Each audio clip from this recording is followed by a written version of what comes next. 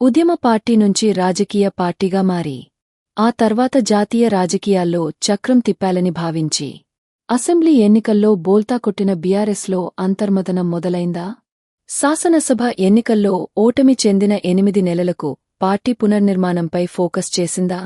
ఇతర రాష్ట్రాల్లో ప్రాంతీయ పార్టీల పనితీరును అధ్యయనం చేస్తున్న బీఆర్ఎస్ అధినేత కేసీఆర్ రాష్ట్రంలో బీఆర్ఎస్ను తిరుగులేని శక్తిగా తీర్చిదిద్దాలని భావిస్తున్నారట.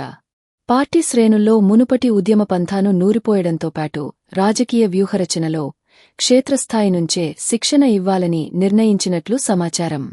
ఓవరాల్గా బీఆర్ఎస్ను పక్కా ప్రాంతీయ పార్టీగా తయారుచేసి ప్రభుత్వంపై పోరాటానికి సిద్ధం చేస్తున్నారంటున్నారు.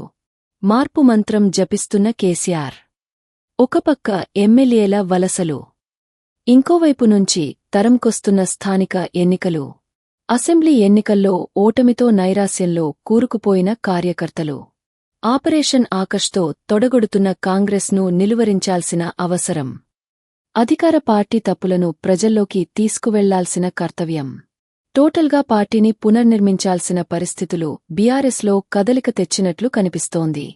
అసెంబ్లీ ఎన్నికల్లో ఓటమి తర్వాత 8 నెలలుగా పార్టీ వ్యవహారాలను పెద్దగా పట్టించుకోని అధినేత కేసీఆర్ ఒక్కసారిగా మార్పు మంత్రం జపిస్తున్నారు. తనను కలిసిన నేతలకు కర్తవ్య బోధ చేస్తూనే మరోవైపు నుంచి పార్టీలో అంతర్గత మార్పులు మొదలుపెట్టారు. పార్టీని అన్ని రకాలుగా విస్తరించడంతో పాటు ప్రజల ఆకాంక్షలకు తగ్గట్టుగా నడుచుకోవాలని నిర్ణయించి పార్టీ నేతలకు ఒక్కొక్కరికి ఒక్కో బాధ్యత అప్పగిస్తున్నారట.